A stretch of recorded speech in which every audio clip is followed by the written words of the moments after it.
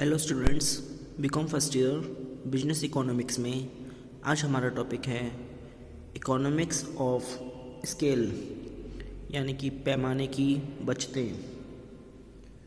इसके बारे में सुनिए। पहले, उत्पत्ति के पैमाने से आश्रय उत्पादन के आकार से लगाया जाता है। प्राचीन काल में जब आज के समान कल कारखानों तथा उत्पादन की तकनीक का विकास नहीं हुआ था, तब उत्पादन का पैमाना सीमित था। उस युग की कल्पना करें जब पहिए का आविष्कार नहीं हुआ था और यातायात के साधन नहीं थे।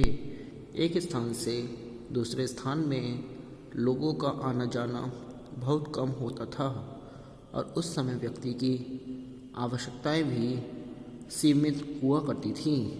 वह अपनी आवश्यकताओं की वस्तुओं को स्वयं अपने हाथों से बना लेता था।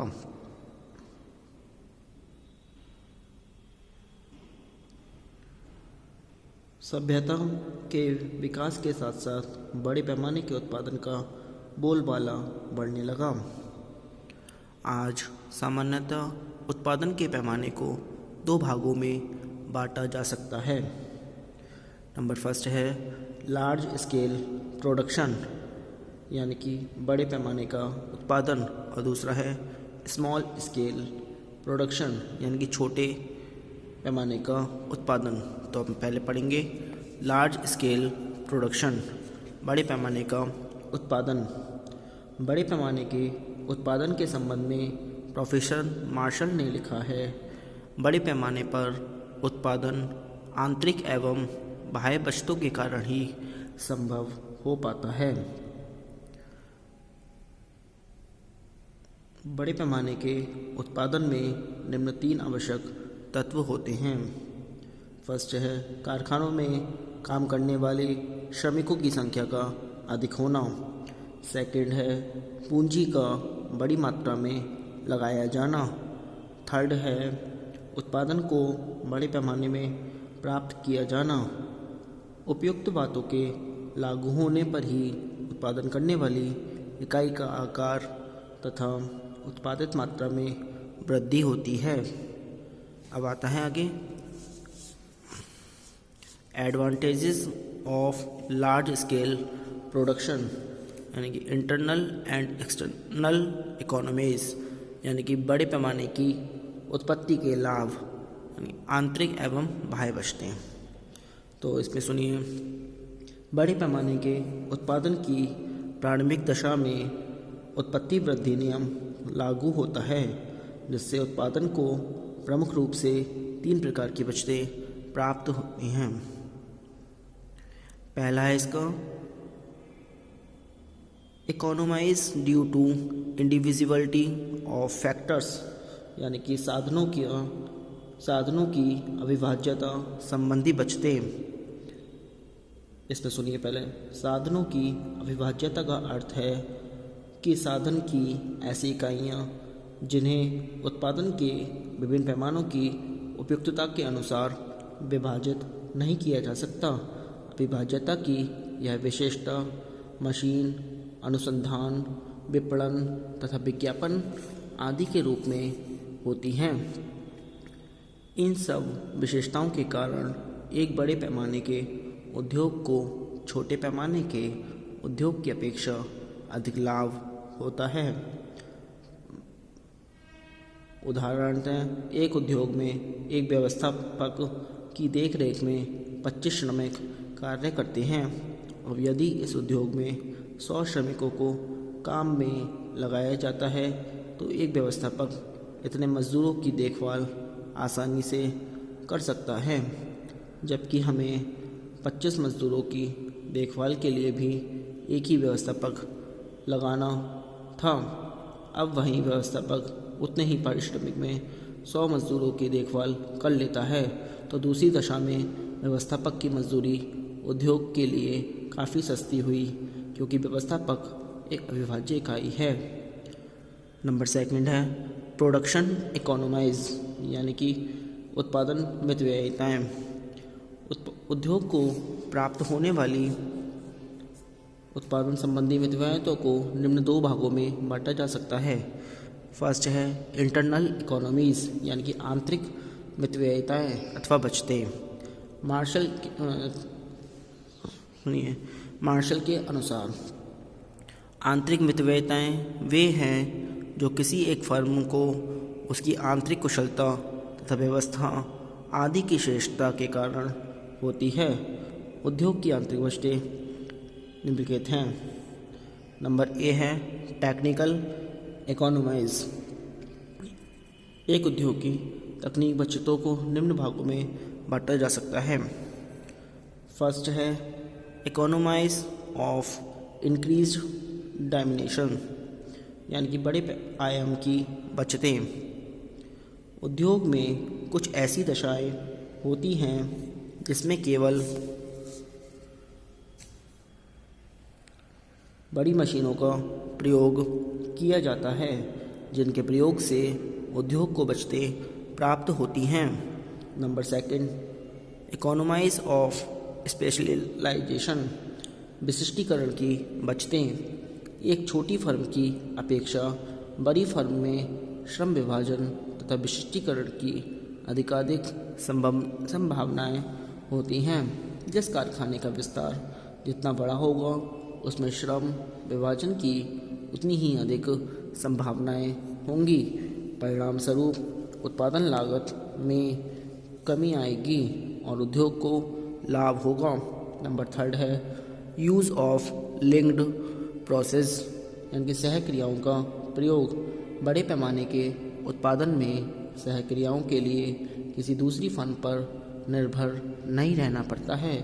उदाहरणार्थ चीनी के उद्योग में अनेकानेक प्रकार की सहक्रियाओं को स्वयं कर लिया जाता है, जैसे मिलों के द्वारा गन्ने की फसल बोना तथा काटना, ताकि मिलों को पर्याप्त मात्रा में कच्चा माल उपलब्ध हो सके।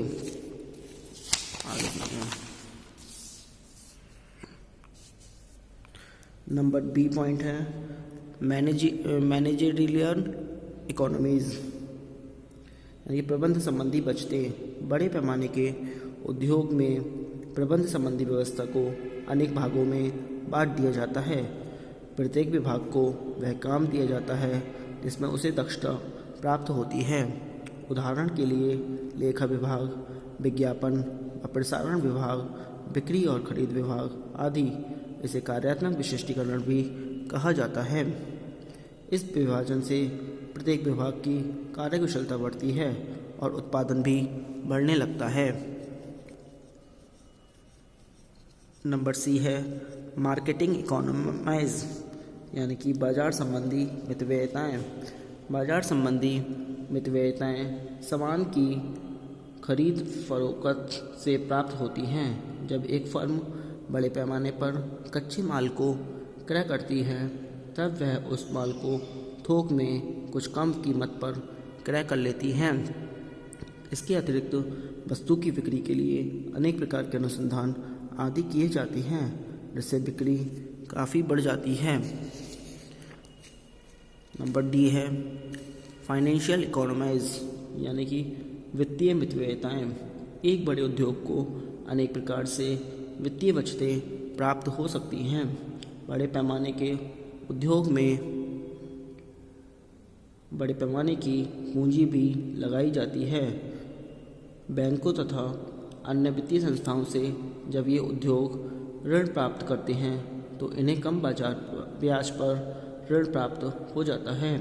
इसलिए इन उद्योगों में लगाई जाने वाली पूंजी की सीमांत उत्पादकता अधिक होती है, जिसके परिणाम स्वरूप बड़े पैमाने के उत्पादन को छोटे पैमाने के उद्योगों की अपेक्षा अधिक लाभ प्राप्त होता है।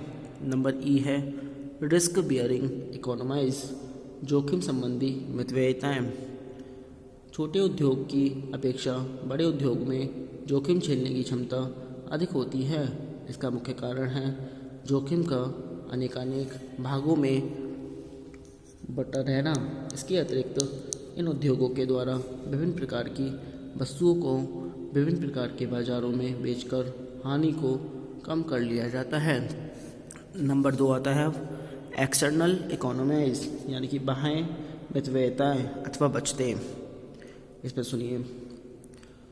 बाह्य मितव्ययताएं वे हैं जो प्रायः समान रूप से किसी उद्योग की सभी फर्मों को संबंधित होती हैं। इन बचतों के संबंध में प्रोफेसर चैपमैन के अनुसार बाह्य बचतें वे होती हैं जिनमें उद्योग विशेष के सभी व्यवसायियों का भाग होता है। इसमें देखिए हम इसके एडवांटेजेस ऑफ एक्सटर्नल इकोनॉमीज यानी कि बाह्य मितव्ययता के प्रमुख लाभ निम्नलिखित हैं। नंबर ए है इकोनॉमाइज ऑफ कंसंट्रेशन यानी केंद्रीकरण की बचतें। बड़े पैमाने के उत्पादन में उद्योग धंधों को केंद्रीकरण के लाभ प्राप्त होते हैं। किसी स्थान विशेष पर जब अनेकानेक उद्योग धंधे केंद्रित हो जाते हैं तब वहाँ लगभग सभी उद्योगों को यातायात व परिवहन की सुविधाएं, सस्ता श्रम, कच्चे माल की उपलब्धता, श्रमिकों को प्रशिक्षित करने संबंधी सुविधाएं आदि मिलने लगती हैं।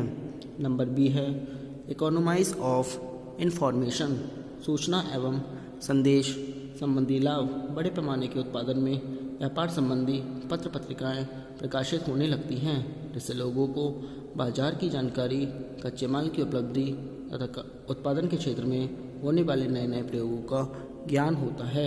नंबर सी इकोनॉमाइज ऑफ मटेरियल कच्चे माल संबंधी लाभ। यदि कोई उद्योग अन्य उद्योगों से अलग स्थापित होता है तब उसे कच्चे माल का भारी स्टॉक रखना पड़ता है क्योंकि उसे वह रहता है कि आवश्यकता के समय उसे कच्चा माल उपलब्ध नहीं हो सकता है। इसके विपरीत जब एक साथ कई उद्योग धंधे केंद्रित हो जाती हैं तब वहाँ कच्चे माल की उपलब्धता अधिक होती है। नंबर डी इकोनॉमाइज ऑफ स्पेशलाइजेशन यानी कि विशेषज्ञों की सेवा का लाभ। जब एक स्थान विशेष पर बहुत सारी फर्में केंद्रित होती हैं तब वहाँ उद्योग धंधों से संबंधित विशिष्ट कार्य को किसी विशेष संस्था या व्यक्ति को सौंप दिया जाता है। नंबर थर्ड इकोनॉमाइज ऑफ कंपटीशन यानी कि प्रतियोगिता संबंधी मितव्ययताएं। बड़े पैमाने के उद्योगों के प्रतियोगिता संबंधी लाभ भी प्राप्त होते हैं। बड़े पैमाने के उत्पादन की इकाई विज्ञापन में भारी रकम व्यय करके लोगों का ध्यान अपनी वस्तु की तरफ आकर्षित कर लेती है। इससे वस्तुओं की मांग बढ़ जाती है। आज के लिए इतना ही। Thank you very much.